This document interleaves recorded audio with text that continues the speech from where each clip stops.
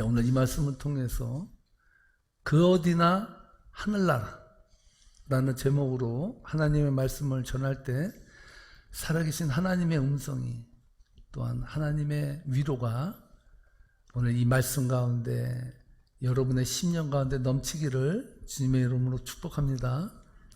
제가 어제 말씀을 묵상하고 준비하는 중에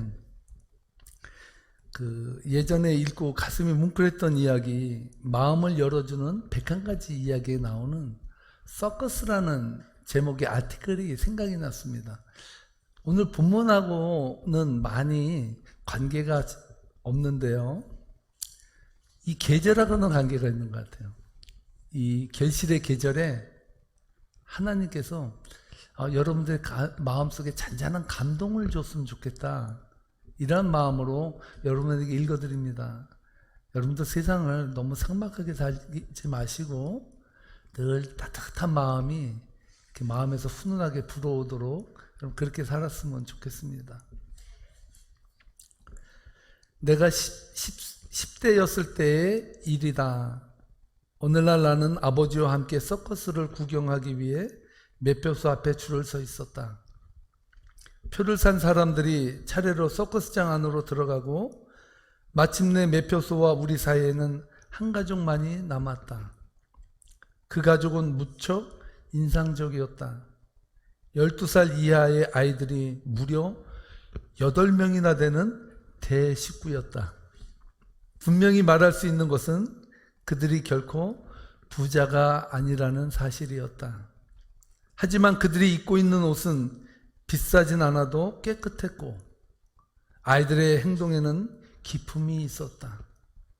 아이들은 두 식짝을 지어 부모 뒤에 손을 잡고 서 있었다.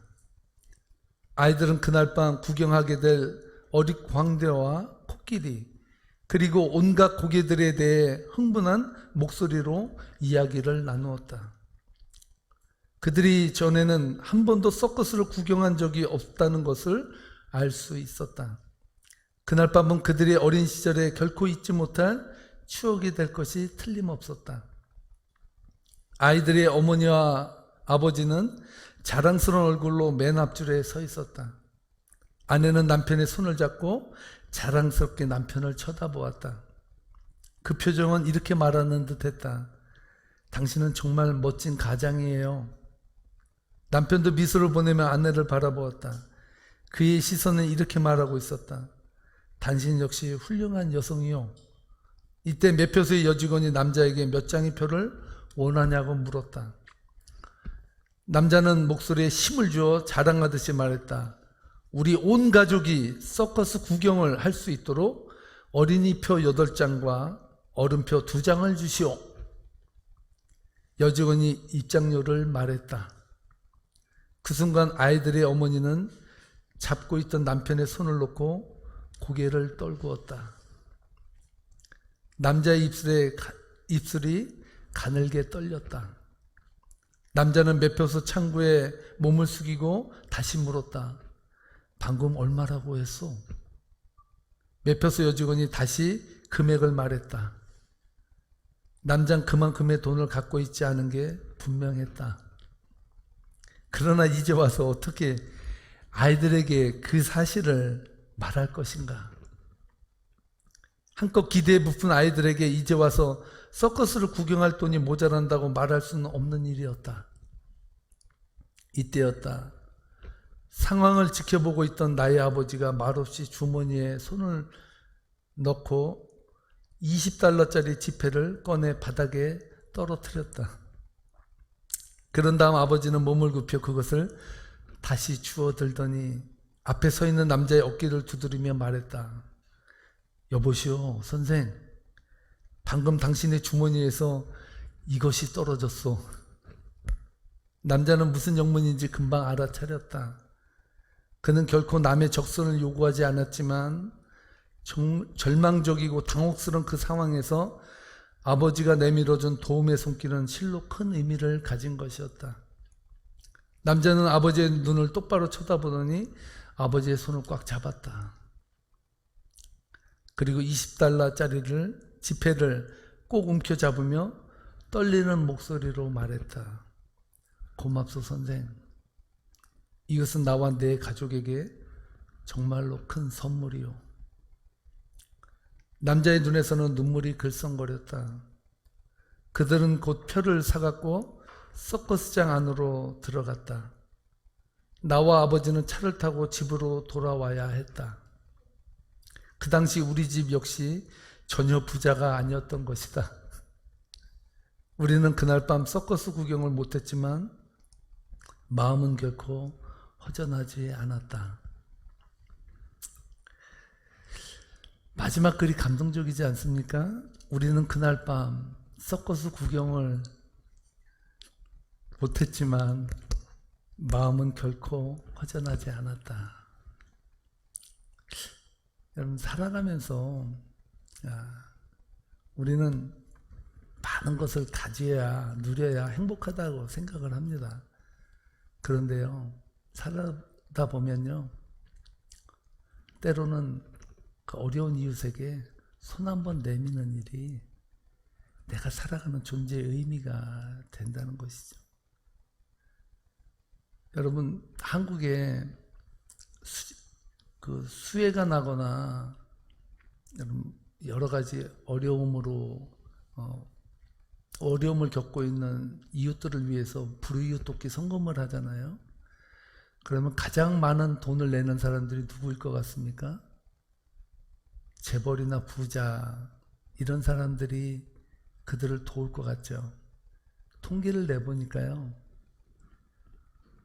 행상을 하는 사람들, 정말 그들이 아파하는 그 아픔의 슬픔이 뭔지 아는 사람들, 그 사람들이 어려움을 겪고 있는 사람들에게 손을 내민다는 거예요. 1866년 9월 4일 무역선 제너럴 셔먼호가 대동강에 도착했습니다. 그러나 그 배는 물이 빠져나간 강의 진흙바닥에 자초되고 말았습니다. 그 다음날 조선 관군들은요, 이 자초된 제너럴 셔먼호에 불을 질러버렸습니다. 그 배에 타고 있던 사람들이 모두가 다 밖으로 뛰쳐나왔습니다. 배에서 뛰어내린 사람들은 모두 죽임을 당했습니다. 그들과 함께 성경 한 권을 가슴에 품고 뛰어내린 선교사가 있는데, 그 선교사가 바로 한국 최초의 선교사 토마스 선교사였습니다. 토마스 선교사도 죽임을 당하기 전에 자신을 죽인 박춘권이라는 그 쫄병에게 죽임을 당했는데 그에게 보따리 하나를 내밀었습니다. 이 박춘권은 그 보따리를 받고 토마스 선교사를 죽여버렸어요. 토마스 선교사가 죽고 33년이 지난 후에 한국으로 선교온 마페 선교사 앞에 한 남자가 찾아왔습니다. 목사님, 저는 이제 더 이상 이대로는 못 살겠습니다. 제가 토마스 선교사를 죽인 박충권입니다. 그때 그가 죽어가면서 제게 주었던 작은 보따리가 있었는데 그것은 성경책이었습니다. 그것을 읽고 제 마음이 찔려서 이렇게 목사님을 찾아왔습니다. 제가 어떻게 하면 좋겠습니까? 박충권은 후에 평양교회 장로가 되었습니다. 토마스 선교사는 배에서 내려서 말로 전도 한번 하지 못하고 가슴속에 간직하고 있던 성경 보따리 하나를 자신을 죽이는 사람에게 던져줬는데, 자신을 죽인 사람이 그 성경을 읽고 복음을 받아들이고 예수를 믿었다는 거예요.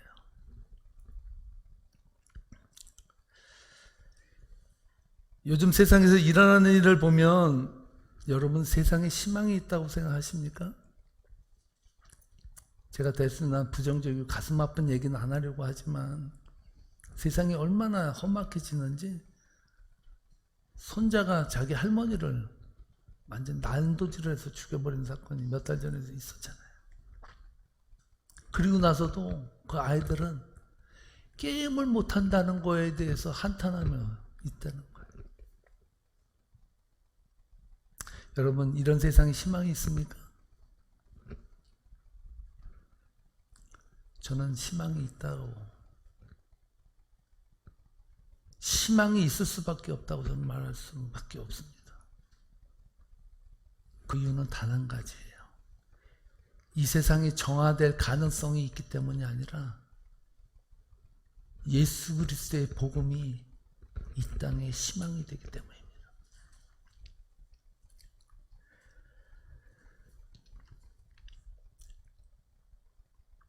희망은 세상에서 찾는 것이 아니라 희망은 하나님으로부터 찾는 것입니다. 여러분의 인생이 절망적입니까? 여러분 인생이 힘듭니까? 여러 가지 문제가 있습니까? 여러분들에게 희망이 있습니까? 여러분의 인생은 희망이 없습니다. 우리의 희망은 오직 따라하시기 바랍니다. 예수 그리스도. 예수 그리스도가 희망입니다. 그 믿을 것 같지도 않은 자신을 죽인 사람이 복음을 믿고 회심하고 장로가 될 줄 누가 알겠습니까? 오늘 본문은 오르바가 자기 나라 자기 신에게 갔다는 이야기로 시작하고 있습니다. 15절 말씀인데요, 함께 읽어보도록 하겠습니다. 나오미가 또 이르되 보라, 동서는 그의 백성과 그의 신들에게로 돌아가니 너도 너의 동서를 따라 돌아가라 하니. 나오미가 며느리 룻에게 말합니다. 자, 봤지? 네 동서는 갔어. 자기의 백성과 그 신들에게 갔다니까 너도 가. 너가 여기에 있어야 무슨 비전이 있니? 너도 네 동서를 따라 너의 신에게로 가라라고 말을 해.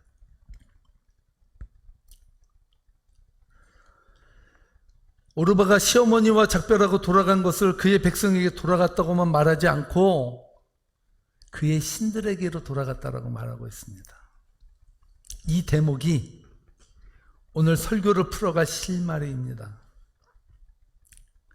오르바는 어머니를 사랑하고 존경해서 모압 땅에서 베들레헴으로 향해 갔지만 결국에는 시어머니 나오미에게 설득당하여 모압 땅으로 돌아갔습니다.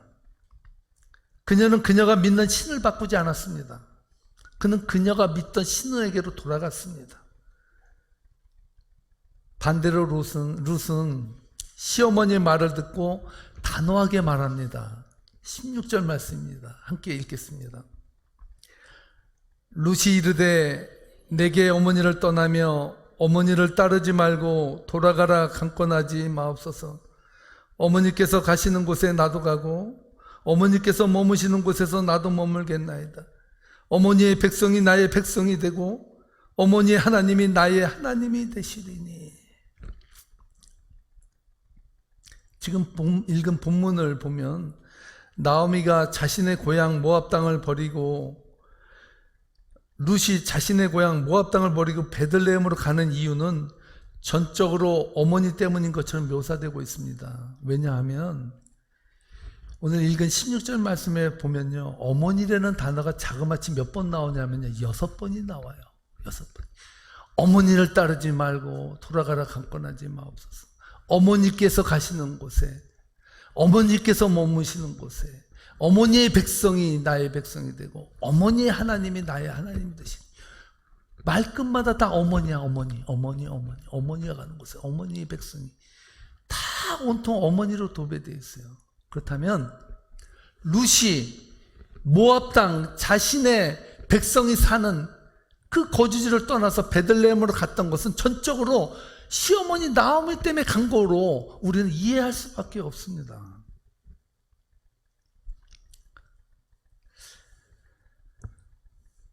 물론 룻이 시어머니 나오미를 존경하고 사랑했다는 점은 분명합니다.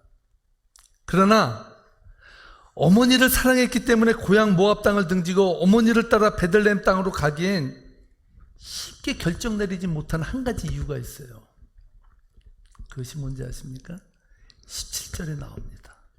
함께 17절 말씀을 읽어보도록 하겠습니다. 어머니께서 죽으시는 곳에서 나도 죽어 거기 묻힐 것이라. 만일 내가 죽는 일 외에 어머니를 떠나면 여호와께서 내게 벌을 내리시고 더 내리시기를 원하나이다 하는지라. 성서학자들에 의하면 그 당시에 여자들이 결혼하는 나이가 10대 후반에서 20대 초반이라고 해요.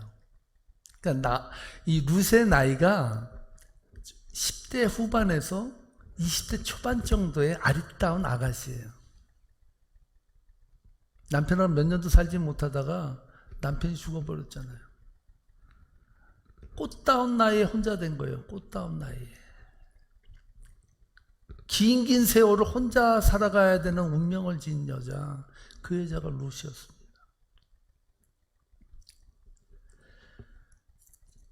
룻은 고백합니다. 어머니께서 묻히는 곳에 저도 묻히겠습니다. 당시 문화는요, 시체가 부패되어 썩어질 때까지 놔뒀다가 다 썩고 나면요, 뼈만 남잖아요. 그 뼈를 어떻게 했냐면 가족들이 묻힌 곳에 같이 던져서 넣어놨어요. 그러니까 가족묘가 있어요. 가족묘가. 그러니까 이 룻이 뭐라고 말하냐면 어머니가 묻힌 곳에 내 뼈도 거기에 묻히겠다고, 내 뼈도 거기에 던져 넣겠다고 한 거예요. 대단한 여인이죠. 대단한 여인이에요. 그런데 생각해 보십시오. 시어머니 나오미가 살아야 몇 년을 살겠습니까? 길게 살아야 한 20여 년 더 살 수 있을까요? 그래봤자 룻의 나이는 40대 정도밖에 안 돼요.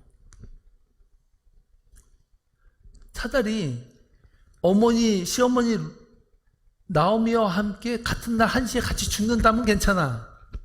따라갑시다. 같이 죽읍시다. 이래도 돼요. 나오미는 분명히 일찍 먼저 죽을 텐데 아무도 없는 생면부지의 땅 베들레헴에 가서 시어머니 나오미가 죽으면 그 다음은 어떻게 되는 거예요? 그거를 전문용어로 낙동강 오리알이라고 합니다. 나띵이야, 나띵. 이게 뭐야, 이게? 어떻게 따라가, 어떻게? 못 가요. 어머니가 죽을 때까지만 내가 살다가 돌아오겠습니다라고 말했으면 되는데, 어머니가 살던 그 땅에서 어머니가 죽으면 그 어머니가 죽은 묘에 나도 가서 죽겠습니다 하면 거기 있다는 거 아니에요? 이게 어떻게 가능하냐고, 이게 어떻게 가능해요?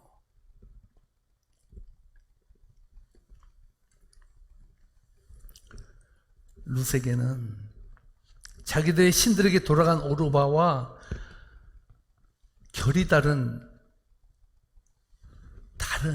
길이 있었습니다. 그 길이 무엇이었을까요? 그는 시어머니 나오미를 통해서 하나님을 만난 것입니다.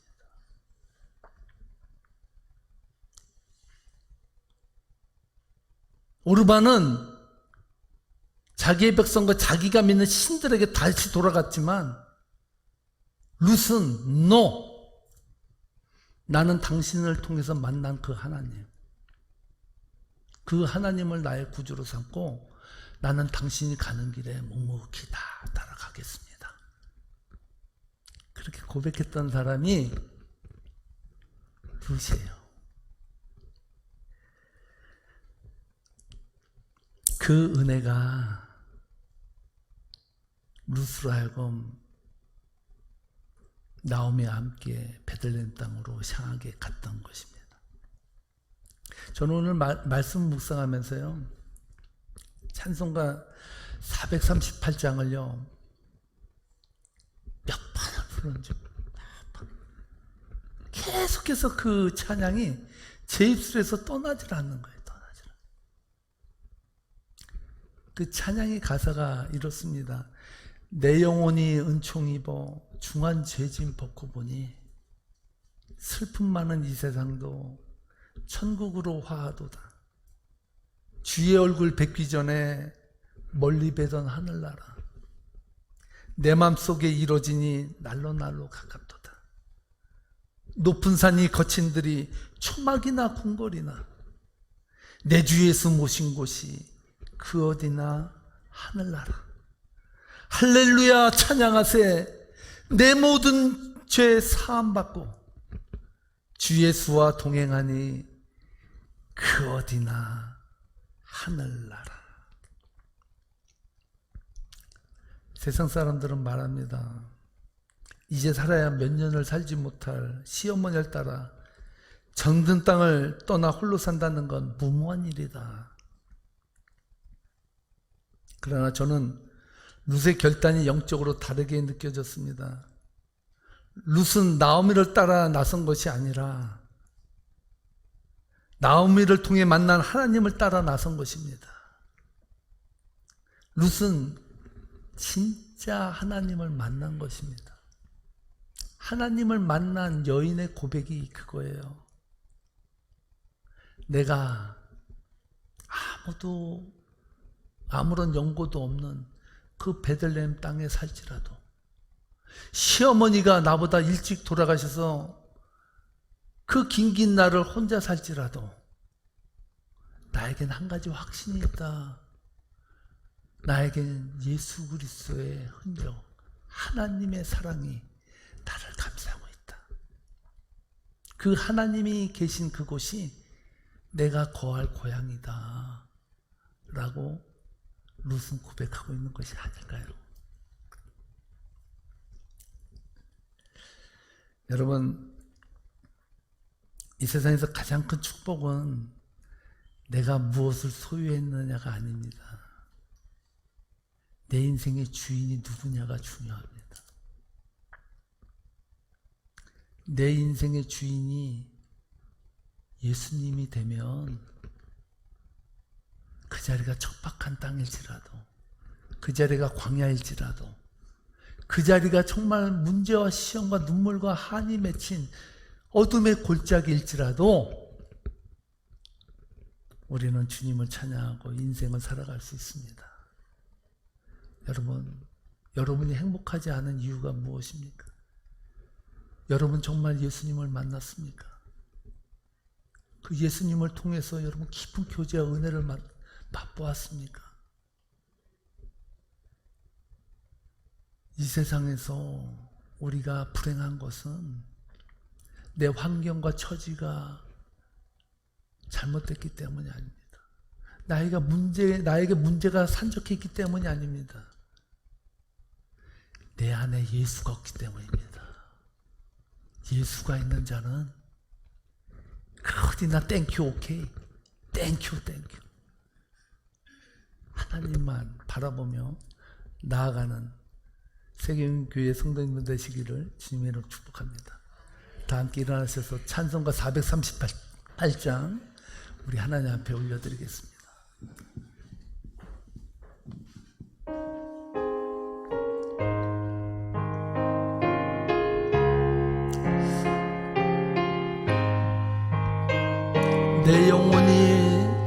내 영혼이 은총 입어 중한 죄짐 벗고 보니 슬픔 많은 이 세상도 천국으로 화하도다멘. 할렐루야 찬양. 내 모든 죄 사함받고 주 예수와 동행하니 그 어디나 하늘나라. 주의 얼굴 뵙기 전에 멀리 뵈던 하늘나라. 내 마음속에 이루어지니 날로 가깝도다. 할렐루야 찬양하세.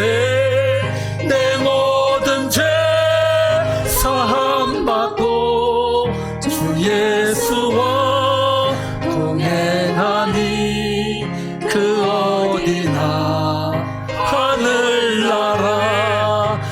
높은 산이 거친들이 초막이나 궁궐이나 내 주 아멘 모신 곳이 그 어디나 간절한 마음으로 할렐루야 찬양하세 내 모든 죄 사함받고 주 예수와 동행하니 그 어디나 하늘나라 할렐루야 찬양하세 내 모든 죄 사함받고 주 예수와 동행하니 그 어디나